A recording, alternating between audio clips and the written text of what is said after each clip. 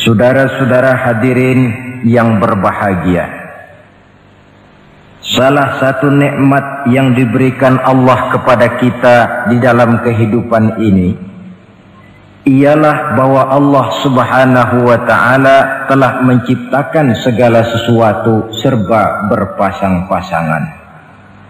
Dalam surah Yasin ayat 36 dijelaskan, Subhanallazi khalaqal azwaja kullaha mimma tumbitul ard wa min anfusihim wa mimma la ya'lamun. Maha suci Allah yang telah menciptakan segala sesuatu itu serba berpasang-pasangan, dari apa yang tumbuh di permukaan bumi, apa yang ada di dalam diri mereka sendiri, dan apa-apa yang mereka tidak mengetahuinya. Demikianlah kita lihat siang berhadapan dengan malam, benar berhadapan dengan salah, dan laki-laki berhadapan dengan perempuan. Setelah Allah menciptakan segala sesuatu itu serba berpasang-pasangan, maka Allah menetapkan aturan permainan yang mengatur seluruh kehidupan makhluk yang serba berpasang-pasangan itu. Kita tentu maklum, apapun saja yang kita lakukan dan kita perbuat tanpa ada aturan akan berakhir dengan kekacauan. Cobalah kita bikin satu sekolah, buka satu sekolah, tidak usah pakai aturan, tentu kacau. Bikin organisasi tanpa memakai aturan, tentu kacau. Demikian daripada kehidupan ini, kalau tanpa ada aturan, tentu kekacauan yang akan timbul. Allah pencipta manusia. Allah tahu benar kemampuan maksimal manusia. Oleh sebab itu, aturan permainan yang diturunkan Allah tentu sesuai benar untuk manusia. Satu contoh kecil, pabrik mobil di Jerman bikin mobil namanya Mercy. Seiring dengan itu dia keluarkan buku petunjuknya. Mobil ini namanya Mercy, kecepatan maksimal sekian ratus kilometer per jam, daya angkut maksimal sekian ratus kilogram. Kalau rusak memperbaikinya begini, onderdilnya pun ini. Karena pabriknya yang membuat mobil, lalu pabriknya pula yang mengeluarkan buku petunjuk, sudah tentu buku petunjuk itu sesuai benar dengan mobilnya. Dan tidak bisa kita punya mobil Mercy rusak, lalu kita perbaiki dengan menggunakan buku petunjuk yang dikeluarkan oleh pabrik mobil Toyota misalnya. Jelas mobil bukan tambah baik, malah makin hancur, tidak karu-karuan. Kalau manusia menginginkan satu hidup yang baik, tidak ada pilihan lain, dia harus memakai aturan yang diturunkan oleh yang bikin manusia. Dan aturan itu telah turun dalam bentuk agama Islam yang kita cintai ini. Manusia laki-laki dihiasi dengan perasaan senang cinta kepada perempuan. Itu biasa, normal, wajar. Tapi lalu Allah menurunkan aturan permainan yang kalau peraturan ini dilanggar akan membawa kerugian bagi manusia sendiri. Bahwa laki-laki senang sama perempuan itu normal. Agama membuat aturan silahkan senang, tetapi lewat satu pintu yang disebut nikah. Kalau peraturan ini diabaikan, yang rugi tentu manusia sendiri. Misalnya PLN keluarkan pengumuman, nanti malam mulai jam 6 sampai subuh listrik se-Jakarta mati total. Kita ingat, ini nanti malam saya giliran ronda. Pagi-pagi sudah kita siap beli batu baterai, masukkan ke dalam baterai. Dari sejak kita beli sampai sore itu baterai kita soroti terus. Tentu setelah sore soak batu baterai itu. Datang malam berangkat kita ronda, Kalau disoroti lagi kan baterainya sudah nggak terang lagi. Sudah sewak. Sebab apa? Belum waktunya sudah disoroti terus. Sekarang kalau ada orang belum masuk pintu pernikahan, nafsu seksualnya diobral terus. Itu kan sama juga belum datang malam, baterainya sudah disoroti terus. Nanti masuk pernikahan, soak. Berhadapan dengan istrinya, barangkali sudah nggak bisa apa-apa, cuma nyengir saja. Yang rugi manusia sendiri. Itulah sebabnya Allah lalu mengatur bahwa laki senang sama perempuan lewat satu pintu yang disebut dengan nikah. Maka pada pertemuan kali ini kita akan bicara tentang nikah dalam Islam. Saya bagi kepada 3 masalah pokok saja. Pertama, pengertian dan kedudukan nikah menurut Islam. Yang kedua, motivasi pernikahan. Karena apa orang itu seharusnya melakukan nikah. Dan yang ketiga, membina rumah tangga bahagia menurut contoh Rasulullah Sallallahu Alaihi Wasallam. Hadirin yang saya hormati, kita mulai dengan yang pertama, pengertian nikah. Dalam kehidupan sehari-hari ada 2 kata yang sering kita gunakan, kawin dan nikah. Kalimat kawin kelihatannya dipergunakan oleh semua makhluk hidup. Lain dengan nikah, ini hanya digunakan khusus untuk manusia muslim. Makanya kita sering dengar orang bilang, kucing kawin, ayam kawin, kambing kawin. Dan belum pernah kita dengar ada ayam nikah atau kucing nikah. Sebab apa? Nikah ini cuma dipakai oleh makhluk bernama manusia yang muslim. Apa pengertian nikah? Seorang tokoh, Abi Yahya Zakaria Al-Ansari, di dalam kitab Fathul Wahhabnya menjelaskan, an-nikahu aqdun yatadammanu ibahatal wat'i bilafzi inkahin au nahwihi. Nikah adalah akad, yaitu ijab dan qabul, yang akad ini menjamin dibolehkannya pergaulan bebas antara laki-laki dan perempuan. Jadi kalau sementara anak muda kita beranggapan bagaimana Islam ini kolot, masa laki-laki tidak boleh bergaul dengan perempuan, itu anggapan salah. Islam bukan saja tidak melarang, malah menganjurkan laki-laki bergaul dengan perempuan sebebas-bebasnya, sepanjang pergaulan itu bisa dipertanggungjawabkan, baik menurut hukum negara, lebih-lebih menurut hukum agama. Coba orang kalau sudah akad, sudah ijab qabul, ada saksi, ada wali, selesai itu dia masuk ke dalam kamar berdua, bergaul di situ sebebas-bebasnya, itu saya kira 100% halal. Tidak perlu lagi orang curiga, tidak perlu lagi sembunyi-sembunyi. Kenapa? Ini bentuk pergaulan yang bisa dipertanggungjawabkan. Kalau tidak, dengan dalih new morality, kebudayaan modern, lalu melakukan yang disebut free love, free sex, common living, hidup bersama tanpa nikah alias kumpul kebo. Dan saya kira itu kebo cuma mewakili saja. Artinya begitulah kalau binatang itu kumpul. Sebab kumpul kucing pun saya kira begitu, kumpul ayam pun begitu. Kebo cuma mewakili binatang dalam kalimat itu. Tengoklah berapa banyak sudah bayi-bayi yang lahir ke dunia ini tanpa tahu kemana dia harus memanggil bapak. Berapa banyak gadis-gadis bergelimpangan jadi korban dari orang-orang yang tidak bertanggung jawab. Itu semua merupakan ironi. Maka menjauhkan manusia dari aturan agama pada hakikatnya sama dengan usaha membinatangkan manusia. Bahkan kalau manusia sudah jauh dari aturan agama, sanggup berbuat lebih buas daripada binatang.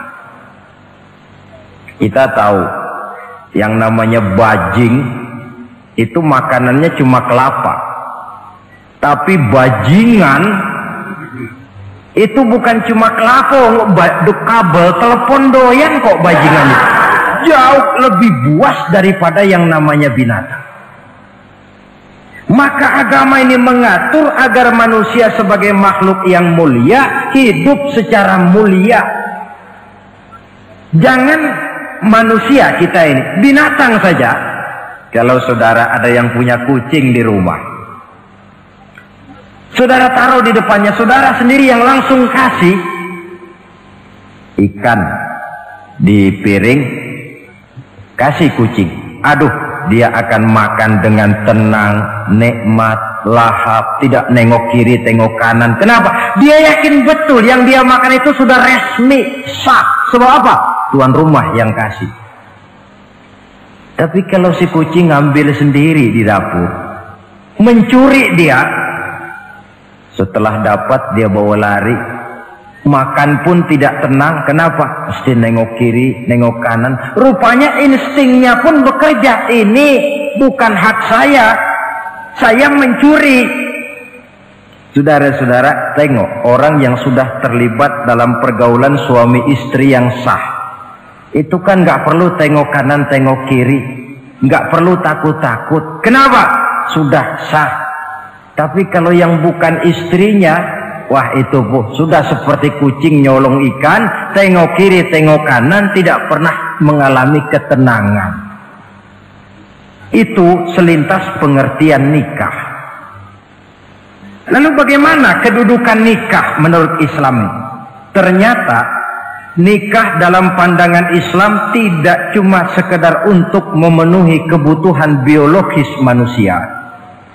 Tidak cuma sekedar untuk memperkembangbiakkan keturunan, tidak cuma sekedar untuk mendapat ketenangan hidup.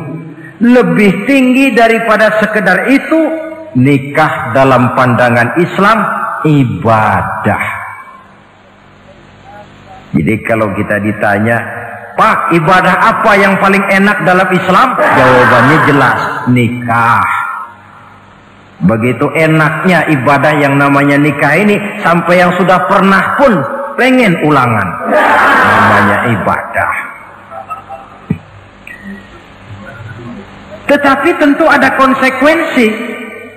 Oleh karena nikah ibadah, dan semua ibadah dalam Islam tidak boleh dikerjakan setengah hati atau main-main.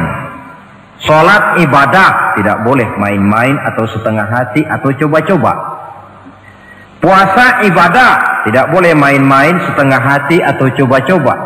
Dan oleh karena nikah pun ibadah, punya nilai sakral, juga tidak boleh main-main, setengah hati atau coba-coba. Dus nikah eksperimen tidak dikenal dalam Islam. Mas, saya dengar sampean sudah nikah ya? Iya mas, saya cuma nyoba saja kok ini kok. Kalau enak terus, enggak ya bubar. Ini tidak ada nikah eksperimen, sebab dia punya nilai sakral yang bermotifkan ibadah. Itu pengertian dan kedudukan nikah. Lalu apa motivasi suatu pernikahan? Karena apa seharusnya orang nikah itu? Apa landasannya? Saudara, hadis yang diriwayatkan oleh Imam Bukhari, Muslim, Abu Dawud dan Ibnu Majah dari Abi Hurairah menjelaskan, Nabi bersabda, tunkahul mar'atu li arba'in. Nikahilah perempuan karena 4 perkara.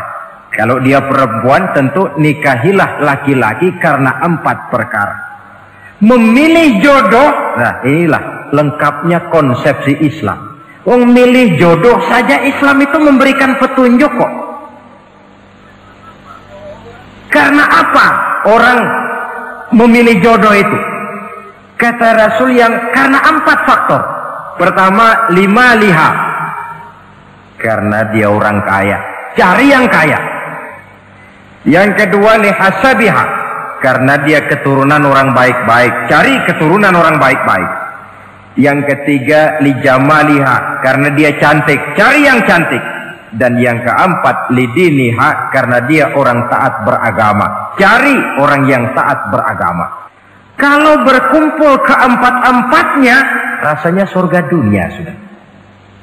Coba lihat, suami mana sih yang tidak bangga punya istri cantik, kaya, keturunan orang baik-baik, lalu taat beragama? Atau istri mana sih yang tidak bangga punya suami ganteng, kaya, keturunan orang baik-baik, dan taat pula beragama? Tapi kan terus terang, yang kumpul keempat-empatnya kan boleh dibilang jenis makhluk langka. Sulit. Kadang-kadang cantik, kaya, akhlaknya kayak setan. Ada saja kurangnya. Oleh karena ada saja kurangnya, lalu Nabi memberikan stressing, penekanan.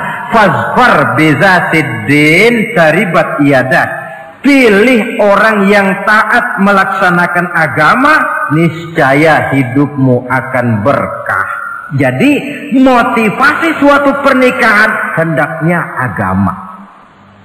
Apa rahasianya? Mari kita lihat.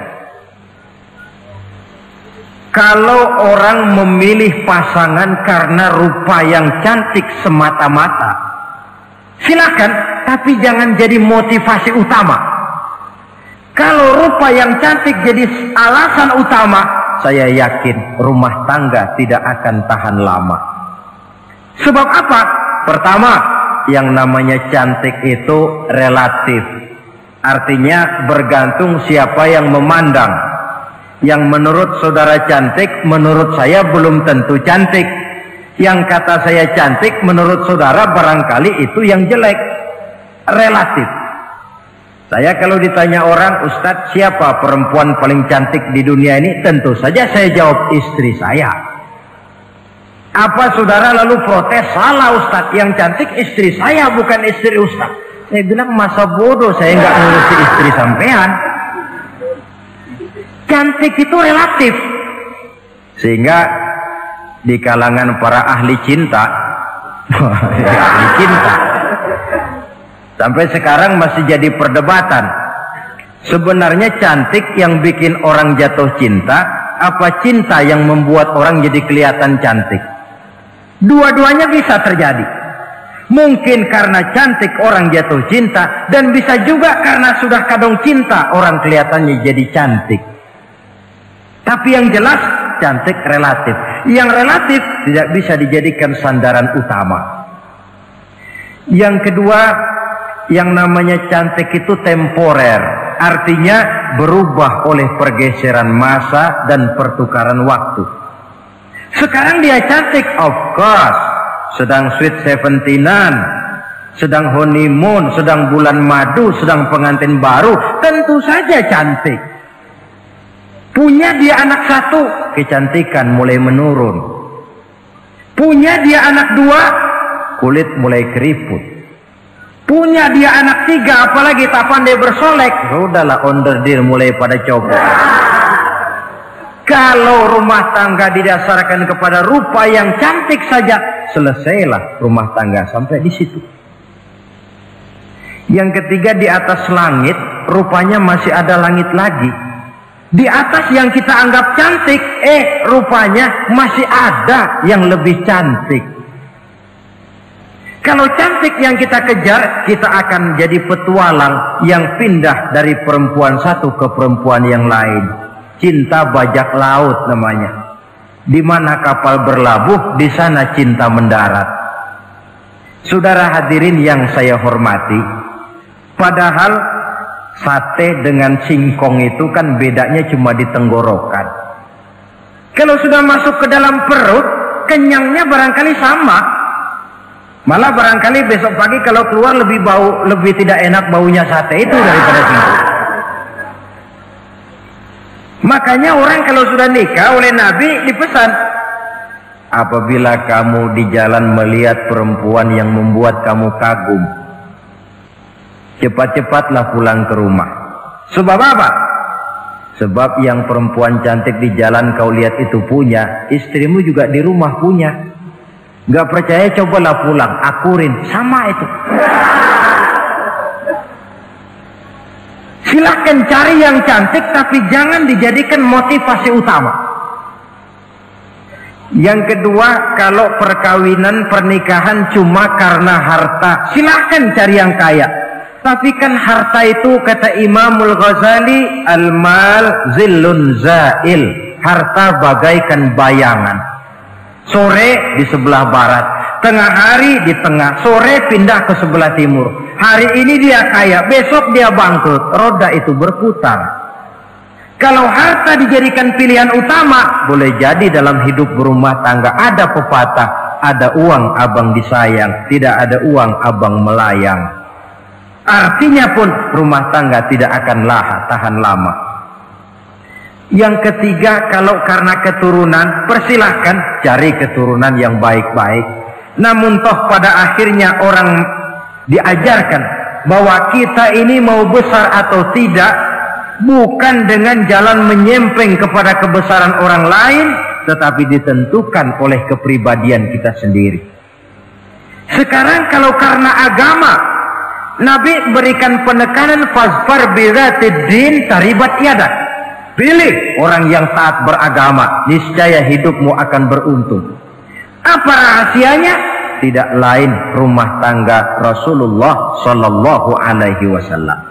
Yang ini artinya kita sudah masuk kepada bagian ketiga, bagaimana membina rumah tangga bahagia menurut contoh baginda Nabi. Saudara, bagaimana sih rumah tangga Rasul itu? Kelihatan dari dua ucapannya, pendek, singkat, tapi punya pengertian filosofis yang mendalam. Dua kalimat saja beliau bilang tentang rumah tangganya, yaitu baiti jannati, rumah tanggaku laksana surga bagiku. Bayangkan kalau seorang suami sudah mampu berkata macam begitu, bahagia hidupnya.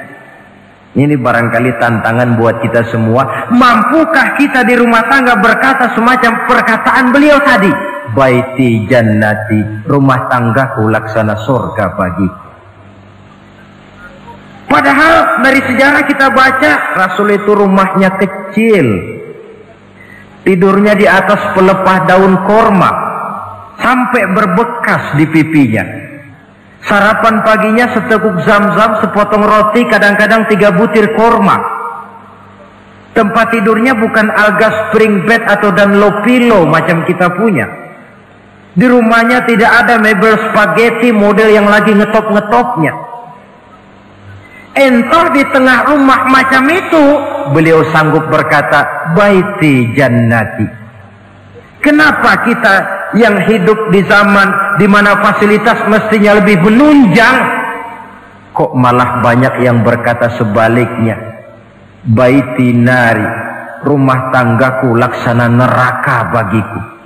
Padahal dilihat dari segi materi, rumahnya bertingkat, mobilnya serba berkilat, uangnya banyak berlipat-lipat, istri pun cantik memikat, kadangkala boleh jadi jumlahnya 4. Tapi tiap hari kiamat. Kenapa ini? Marilah kita lihat. Ternyata rumah tangga Rasul itu motivasinya tidak lain agama. Agama menuntun suami dan istri masing-masing untuk tahu kewajiban dan tahu haknya. Kalau kewajiban sudah dilaksanakan, lalu hak diberikan, akan timbul pengertian, understanding.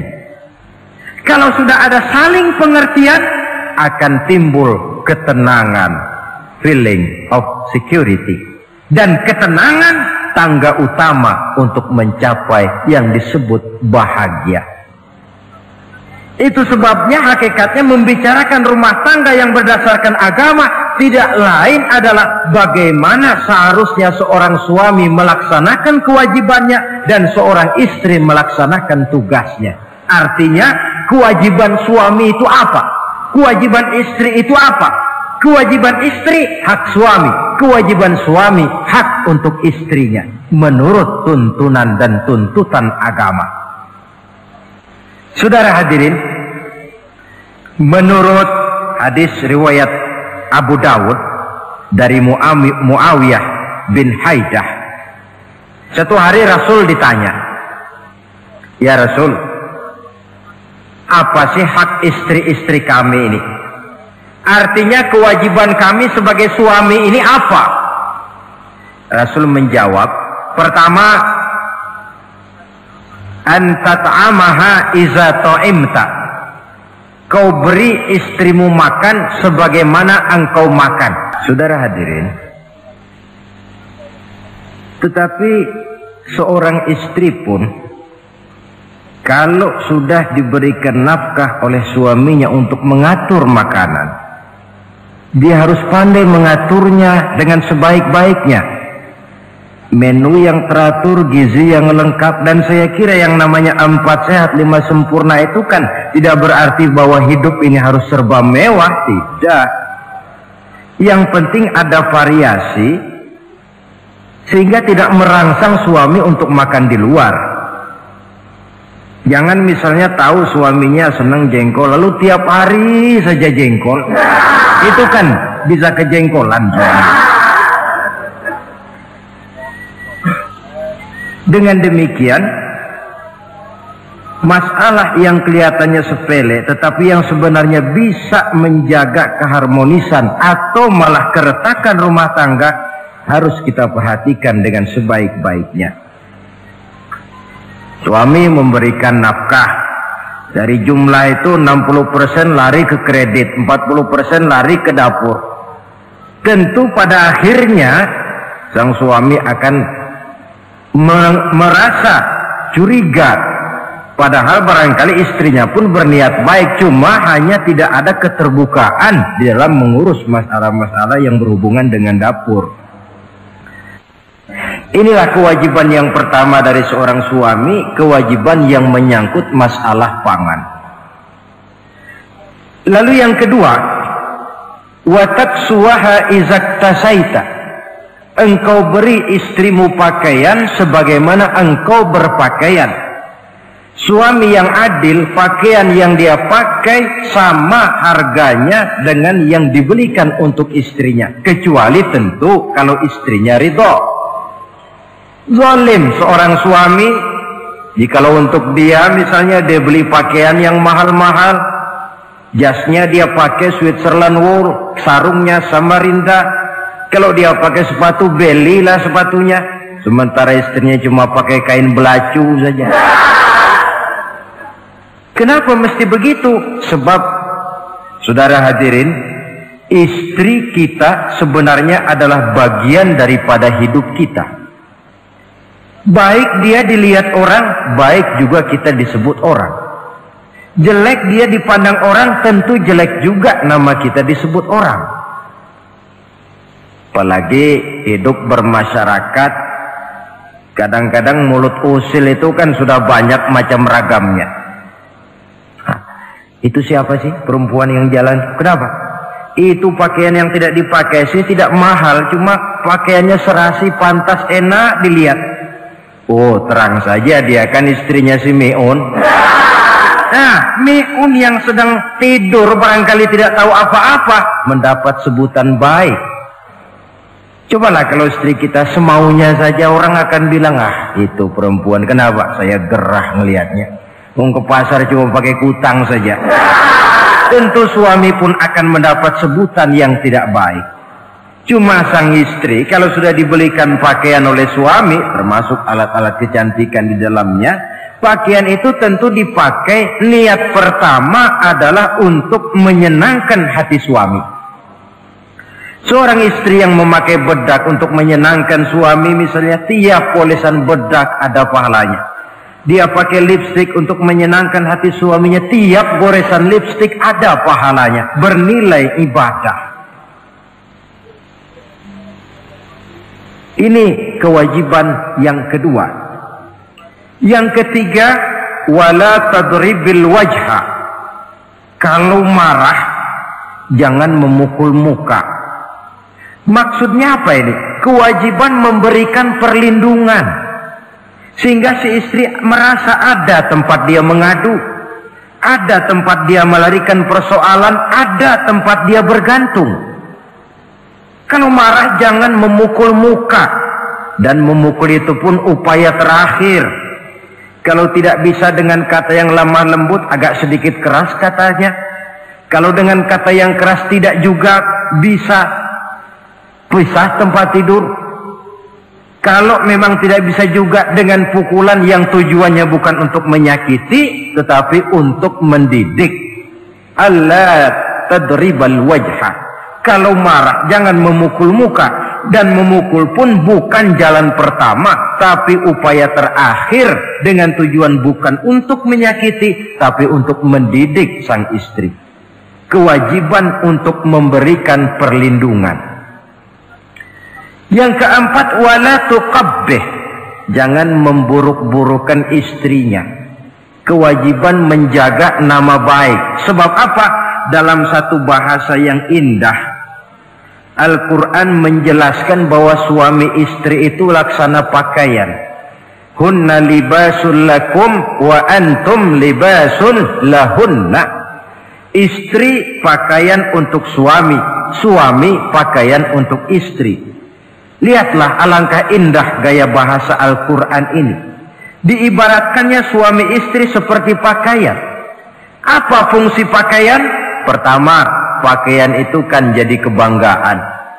Saya bangga memakai baju seperti ini, saudara bangga memakai baju yang saudara pakai. Artinya seorang suami harus berusaha menjadi suami kebanggaan istri, dan seorang istri pun harus berusaha menjadi istri yang dibanggakan oleh suaminya. Jangan yang malah kemudian disesali. Itu kan kalau sudah marah orang kadang-kadang ucapannya nggak terkontrol. Istri marah sama suami, bang, nyesel gue punya laki kemarin. Sudah hilang lagi kebanggaan. Kalau kebanggaan hilang, wibawa pun hilang. Kalau wibawa sudah hilang, maka rumah tangga sudah sulit untuk dipertahankan. Yang kedua, yang namanya pakaian itu kan menutup aurat. Itu tujuan pakaian yang terpenting.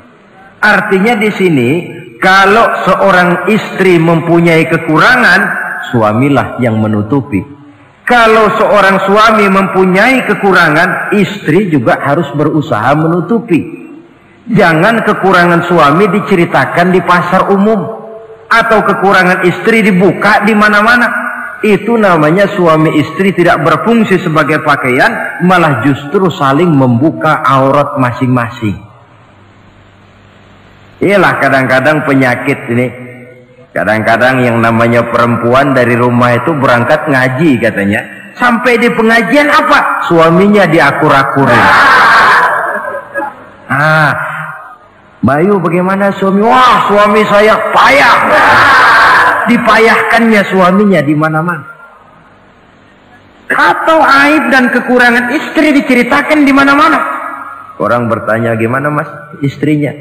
Oh, nggak maju. Loh, kenapa istrimu kan cantik? Iya, soal cantik sih iya, tapi tidurnya kok ngiler ini. Nah, ini kan nggak perlu yang macam begini ini. Tidak bisa menjaga apa yang disebut security informasi. Fungsi pakaian sebagai suami istri tidak berjalan di dalamnya. Saling menjaga kehormatan diri. Ini yang keempat. Yang kelima, wala tahjur illa fil bait. Jangan berpisah dari istri kecuali di rumah. Maksudnya begini, kalau satu hari seorang istri suami marah kepada istrinya, tidak usah istri itu disuruh pulang ke rumah orang tuanya, ke rumah mertua lalu diusir. Tidak, cukup pisah tempat tidur saja. Ini mana maknanya wala tahjur illa fil baiti. Umpamanya, dek malam ini saya sedang tidak enak pikiran, kau tidur di kamar belakang lah, saya kamar depan. Cukup pisah tempat tidur saja, tidak perlu istri dipulangkan ke rumah orang tuanya. Nanti umpamanya tengah malam turun hujan, udara dingin, pikiran berubah, berasa perlu, kan tinggal manggil. Tidak jauh secara psikologis ajaran semacam ini bisa kita terima. Saudara hadirin yang saya hormati, ini pada prinsipnya kewajiban seorang suami. Kewajiban yang menyangkut masalah pangan, sandang, perlindungan, memelihara kehormatan dan menjaga ketenangan di rumah tangga dengan menyelesaikan persoalan rumah tangga itu secara intern. Jangan belum apa-apa sudah mertua diundang, orang tua dibon. Persoalan belum tentu selesai tapi masalah sudah meluas. Cobalah kita selesaikan intern dulu. Kalau kemudian ternyata dianggap perlu mengundang orang tua, mertua, keluarga, baru kita upayakan ke arah itu. Ini kewajiban suami dan ini merupakan hak istri. Lalu bagaimana kewajiban istri sekarang ini? Istri kewajibannya merupakan hak untuk suami.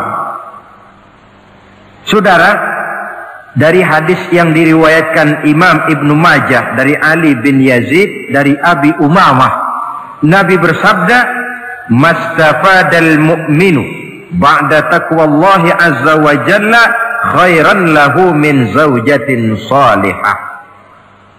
Bagi seorang mukmin, sesudah dia mempunyai sifat takwa kepada Allah, tidak ada yang lebih membawa manfaat selain daripada istri yang salihah. Istri salihah itu yang bagaimana? Yang hidup mampu melaksanakan kewajibannya. Apa kewajibannya? Kata Nabi, pertama, in amaroha atau athu. Kalau diperintah, dia taat. Kewajiban istri yang pertama, taat kepada suaminya.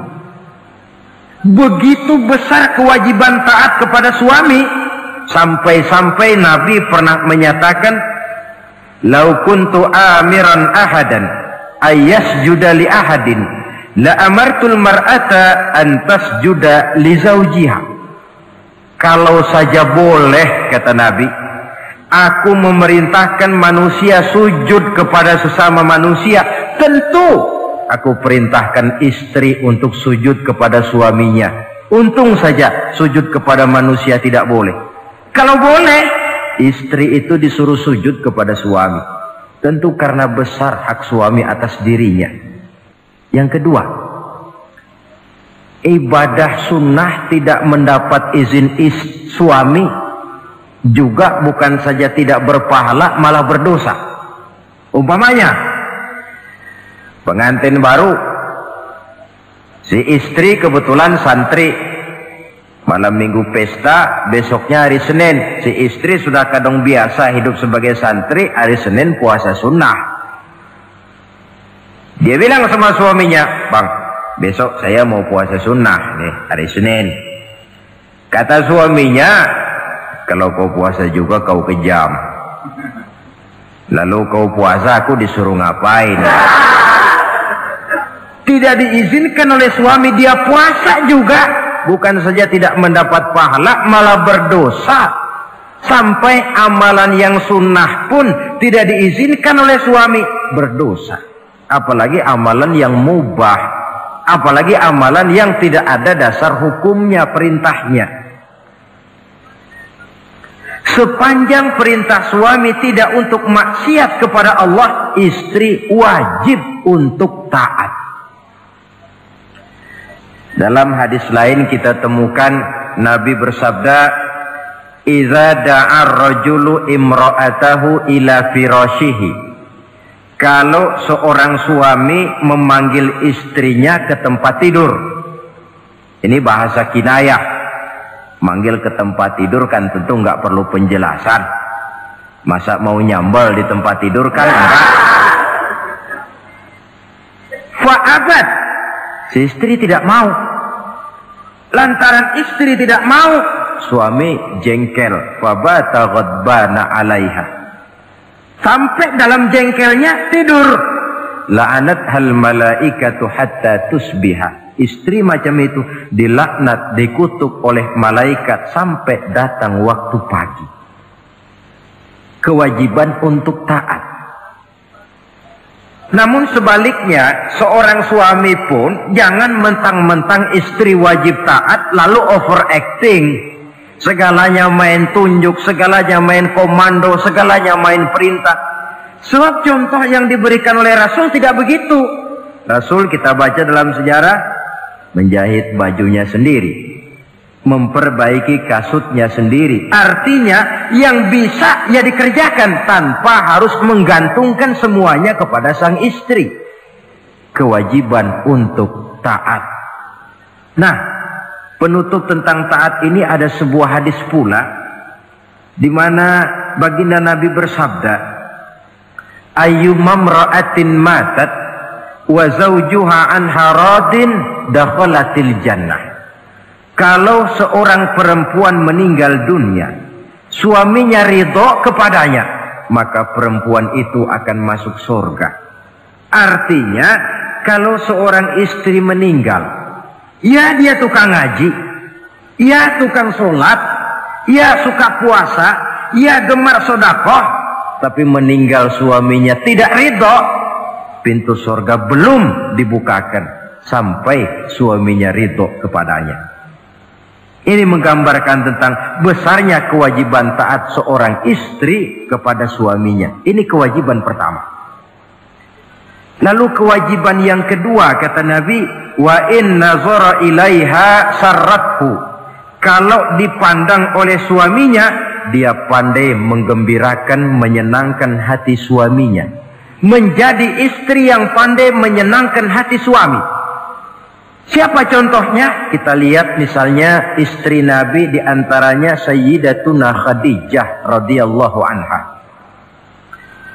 Ketika Nabi pertama kali menerima wahyu berhadapan dengan malaikat Jibril, beliau kembali ke rumah dengan tubuh gemetar. Setibanya di rumah beliau berkata, "Zammiluni ya Khadijah." Khadijah, selimuti saya. Kenapa bang? Barusan datang malaikat Jibril, dia katakan begini-begini, saya khawatir Khadijah. Khadijah tahu suaminya sedang gelisah. Sebagai istri yang bijak beliau tampil, apa katanya? Kalla ma yukhzikallahu abada. Tidak apa-apa bang, jangan khawatir, Allah tidak akan menyusahkan abang buat selamanya. Ini istri yang pandai menyenangkan hati suami. Suami pulang dagang dari pasar, rugi. Istri tampil, itulah bang romantikanya dagang. Masa selamanya saja untung sekali-sekali lah rugi. Si suami kan tidak terlalu pusing kepalanya. Jangan sudah di pasar rugi, sampai rumah istri pidato, peletar-peletor macam petasan. Dasar suami goblok, dagang saja rugi. Sudahlah di pasar rugi, sampai ke rumah digoblok-goblokin. Itu nanti suami kan bisa kena penyakit yang disebut broken home. Penyakit nggak betah di rumah. Seorang istri kalau suami sudah kena penyakit tidak betah di rumah, itu mesti siap-siap mental untuk dimadu. Nah, jadi kalau tidak dimadu bagaimana? Berusaha bikin betah suami di rumah. Suami pulang kantor jam 2, setengah 2 dandan, kalau perlu setel habis. Kalau perlu kelihatan suami akan datang, bukakan pintu, sambut dengan senyum. Apalagi kalau senyumnya Pepsodent. Saya kira suami bagaimanapun lelahnya, peras keringat, banting tulang, pulang mencari nafkah, kalau kembali di rumah disambut dengan senyum, hilang capeknya. Tapi bayangkan, sudahlah di kantor capek, peras keringat, banting tulang, sampai pula di rumah yang nyambut cuka sama kukusan. Udah asem, monyong. Suami mana yang kerasan tinggal di rumah? Menjadi istri yang pandai menggembirakan, menyenangkan hati suaminya. Bahkan diizinkan bohong untuk menyenangkan hati suami. Umpamanya, suami kebetulan habis obyeknya gol. Karena ingin menyenangkan istri, mampir di pasar beli kain batik. Si suami tidak tahu bagaimana kain batik yang bagus, beli saja sembarangan.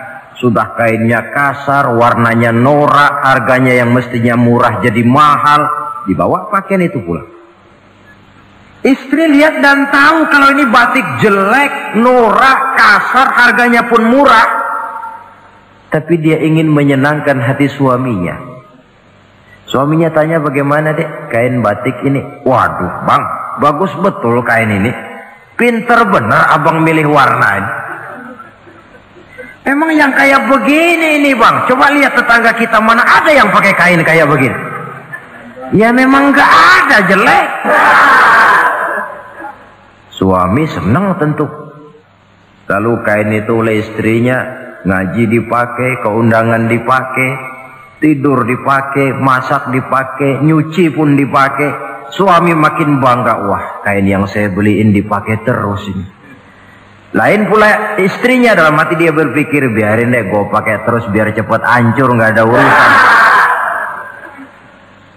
Coba kalau waktu itu si istri jujur, dasar laki goblok, beli kain kayak begini, sono pulangin. Nah, mungkin suami yang sudah payah-payah mau menyenangkan hati istrinya malah berbalik pikirannya. Saudara hadirin, ini kelihatannya penting untuk menjaga suasana keharmonisan di dalam kehidupan berumah tangga. Begitu pula pengertian seorang suami. Rasul pernah pulang dari masjid agak larut malam, rupanya banyak orang bertanya. Ketuk pintu, assalamualaikum, sampai 3 kali tidak dibukakan pintu. Rupanya Aisyah lelap benar tidurnya. Rasul sadar beliau pulang kemalaman dan tahu istrinya capek bekerja di waktu siang. Asyraful anbiya wal mursalin ini menghormati istrinya. Salam 3 kali tak dibukakan pintu, bukan marah, malah gelar sorban di depan pintu. Di situ beliau tidur. Tengah malam Aisyah mau sholat, buka pintu, terkejut lihat suaminya tidur di depan pintu. Dibangunkan, begitu dibangunkan Rasul lebih dahulu berkata, Aisyah, maafkan saya pulang terlambat memang sebab banyak yang bertanya di masjid. Sudahlah tidur di depan pintu, begitu dibukakan beliau dulu yang minta maaf. Sulit jadi suami semacam ini. Yang enak kalau sudah nggak dibukain pintu, istri kepulesan, lalu sekali buka pintu kan yang enak kita tunjuk jidatnya, lo tidur kayak kebo ya. Saudara hadirin, menjadi istri yang pandai menyenangkan hati suaminya, sebab tidak ada seorang suami bisa sukses baik di medan tugas, di masyarakat, di kantor, di toko, di tempat manapun kalau tidak ditunjang oleh peran serta dari para istrinya.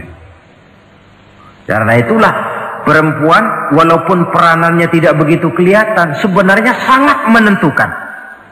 Seorang suami yang jujur, polos, lugu, sederhana, sanggup menjadi koruptor ulung karena didorong-dorong oleh istrinya. Merangsang ketamakan suami. Istri dibakar oleh tetangganya. Bang, kenapa? Kau kan di kantor kepala bagian. Lalu, tangga kita pegawai kecil saja bang, tapi coba lihat istrinya kalau pakai gelang kayak pelek beca bang gelangnya. Kau kepala bagian gak bisa beliin saya macam gitu, kepala bagian goblok. Lalu bagaimana bu, gaji saya kan sudah jelas segitu. Iya, kamu kan kepala bagian. Apaan kayak di kantor sabet. Kalau sudah main sabut-sabutan begini, sudah merangsang suami untuk berbuat yang tidak baik. Kecil, tidak begitu kelihatan, tapi sangat menentukan. Istri yang soleh, yang bisa melaksanakan kewajibannya, yaitu pandai menyenangkan hati suaminya. Ini kewajiban istri yang kedua. Yang ketiga, wa in aqsama alaihi abarrathu. Kalau suami memberikan sesuatu, dia pandai berbakti, menjadi istri yang pandai bersyukur kepada suami. Kita ingat ketika pulang Mi'raj kan Rasul bercerita, saya dalam perjalanan itu diperlihatkan neraka, kata Rasul.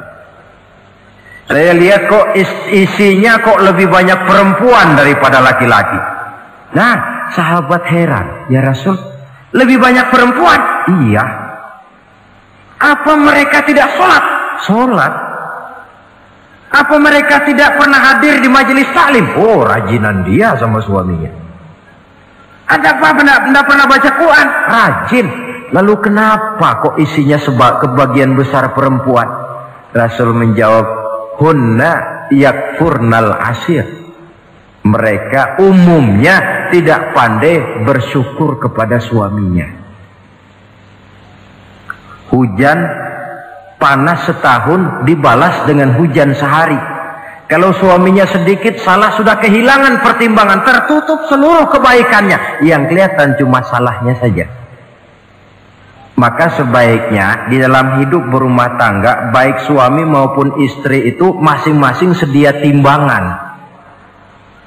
Kalau satu saat suami salah, istri ambil timbangan.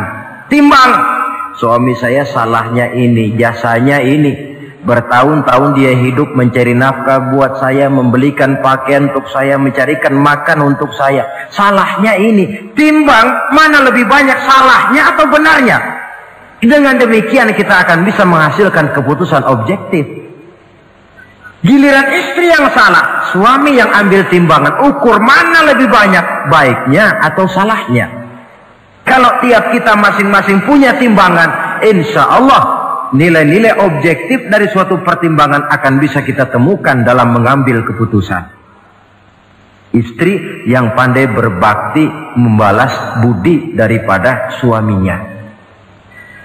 Kewajiban yang keempat dari seorang istri, wa in ghaba anhu nasahathu fi nafsiha wa malihi. Kalau suami tidak ada di rumah, dia pandai menjaga kehormatan dirinya dan pandai menjaga harta suaminya. Tidak mencari kesempatan dalam kesempitan. Suami lembur, istri ngompleng. Dan pandai menjaga harta suaminya. Nah, coba lihat. Kalau seorang suami ada uang di kantongnya 100 rupiah.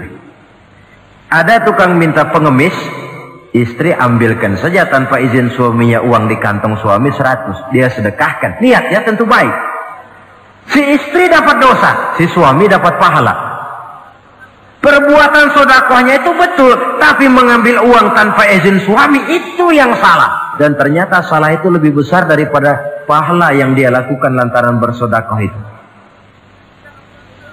Kalau ini terwujud, maka suasana saling mempercayai akan tumbuh. Kalau sudah saling mempercayai, rasanya akan terwujud kedamaian dan ketenangan. Suami meninggalkan rumah dengan perasaan tenang, istri pun melepas suami dengan perasaan damai, tanpa was-was, tanpa curiga, dan sebagainya. Dan ini modal yang paling utama mewujudkan saling kepercayaan dalam membina hidup bahagia. Saudara, jadi dengan demikian kewajiban suami dan kewajiban istri yang merupakan bagian tidak terpisahkan dari bagaimana membina rumah tangga berdasarkan tuntunan agama merupakan hal yang dicontohkan oleh Nabi kita Muhammad sallallahu alaihi wasallam. Dengan satu kesimpulan, rumah tangga Nabi bahagia karena rumah tangga itu disinari oleh ajaran-ajaran agama. Sehingga timbul saling pengertian membawa kepada ketenangan, dan ketenangan sesungguhnya tangga utama mencapai rumah tangga bahagia. Tanpa materi orang memang sulit untuk bahagia. Tapi materi semata-mata bukan merupakan jaminan bahwa orang akan hidup bahagia. Banyak isak tangis berbunyi di rumah-rumah mewah, dan banyak sendak gurau, tawa dan canda, tawa lerai di rumah-rumah sederhana. Artinya suka dan duka, sedih dan gembira, susah dan bahagia bisa ada di gubuk reot dan bisa juga ada di rumah mewah. Ternyata bukan harta semata-mata yang menopang dan menjamin hidup itu akan bahagia, tapi satu rumah tangga yang dipancari oleh sinar agama di bawah naungan ridho dari Allah Subhanahu wa taala. Si istri taat melaksanakan ajaran agama, suami taat, lalu anak-anak pun hidup dalam suasana yang religius. Dari sana tumbuh pancaran sinar keagamaan. Irama agama mengalun dalam kehidupan rumah tangga kita. Berfungsilah dengan demikian rumah tangga sebagai tempat di mana kita mengamalkan ajaran agama kita. Alangkah nikmat satu rumah tangga.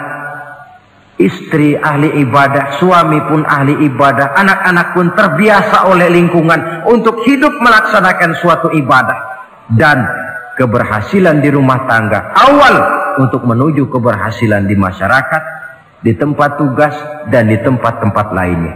Sebaliknya, kehancuran rumah tangga akan selalu menjadi awal kehancuran karir di masyarakat, di tempat kerja, dan di tempat-tempat lainnya. Oleh karena itu, berangkat dari hal semacam inilah, maka kita berkeyakinan rumah tangga yang bahagia ialah rumah tangga yang didasarkan kepada ajaran agama.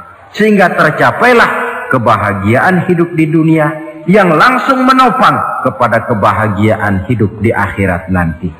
Nah, inilah pembicaraan kita pada pertemuan kali ini. Dengan harapan, mudah-mudahan dari setiap rumah tangga muslim memancar sinar-sinar agama, menjadi kubu-kubu pertahanan di mana kita menegakkan ajaran agama, dan pada akhirnya nanti akan tercipta masyarakat yang